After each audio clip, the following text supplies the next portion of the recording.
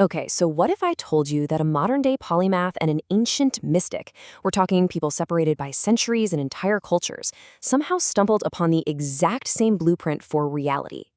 It sounds pretty out there, I know, but as we're about to see, their paths actually lead to this wild, surprisingly similar conclusion about the universe and, our ultimate place in it. This really gets to the heart of everything, whether you're talking science or spirituality. It's this one huge question. Is there some kind of master key? A single fundamental code that explains, well, everything, from the way galaxies spin all the way down to the very structure of our own DNA. So, to really dig into this, we're going to look at two sources that could not be more different. On one side, you've got the modern mathematical discoveries of Robert Edward Grant. And then on the complete other side of the spectrum, there's this ancient, really esoteric interpretation of a sacred verse from the Quran. I mean, at first glance, you'd think they have absolutely nothing in common, but, well, that's exactly where this gets really, really interesting. So yeah, let's trace these two paths. One is all about precise numbers, and the other is wrapped in this deep, profound metaphor. And we're going to see how they just unexpectedly meet up, pointing to the same shared vision of the universe. All right, let's dive right into the foundation. What is the basic fabric of reality according to each of our sources? I mean, how does it all even begin? So, Robert Edward Grant kicks things off with a pretty massive claim, and it's all rooted in pure mathematics.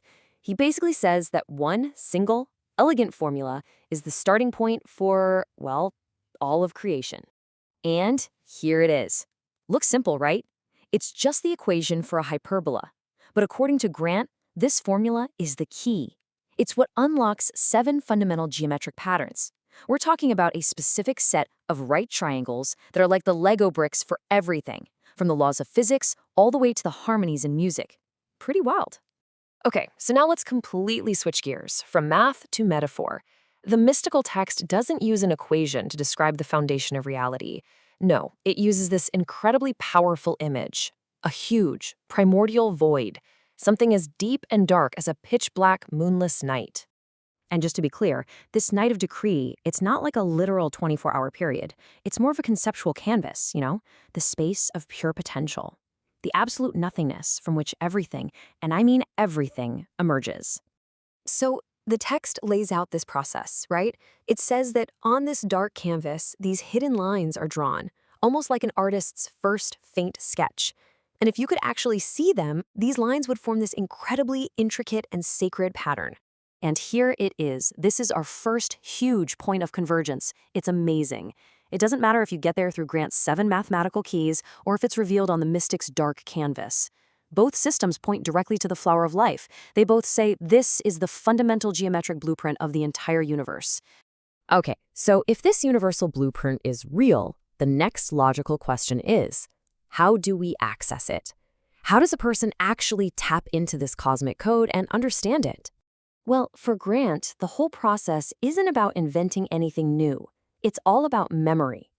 He argues that all knowledge, every bit of it, already exists.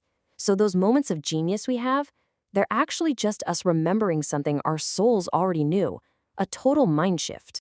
And here we go again. The packs just click into place. Grant has a name for this universal library of knowledge.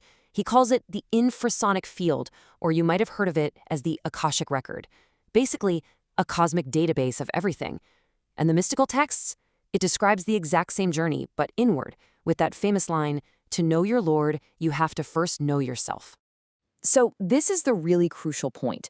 For both of them, understanding the universe isn't some quest you go on out in the world. Nope, it's an internal journey. It's all about expanding your own consciousness so you can resonate with the blueprint that's already there, just waiting for you to remember it. Okay, so where does this all lead?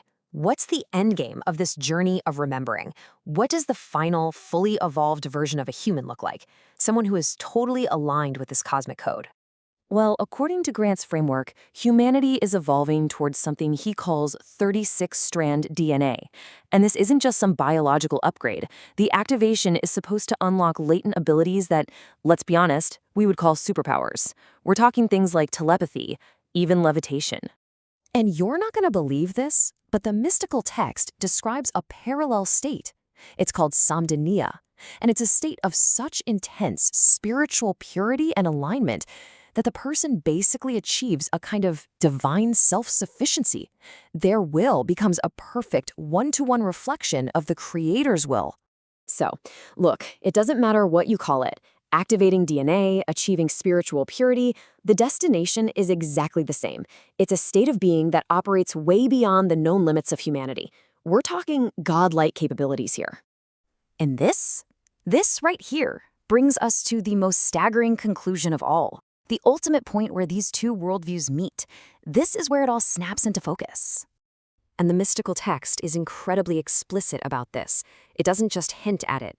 It states that a person who reaches this ultimate state, this samdhanya, doesn't just understand the universe, they gain the ability to create a brand new one from scratch.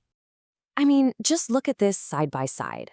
On one hand, you have Grant's vision, a future human whose very DNA is evolved to shape and manipulate reality. And on the other, you have the mystic's vision, a perfected soul who has the power to literally generate a new universe. The words are totally different, but the destination? It's identical. And that's the astonishing common ground, isn't it? Both of these systems, one from modern math, one from ancient mysticism, they lay out a roadmap. And that roadmap is for humanity to realize its ultimate potential, to go from being a creation of the universe to becoming a creator of universes. So it leaves you with this one really profound question, right? Are these truly two separate systems of thought? Or are they just different languages? You know, mathematics and metaphor, both trying to describe the very same fundamental truth about who we really are and what we're ultimately destined to become.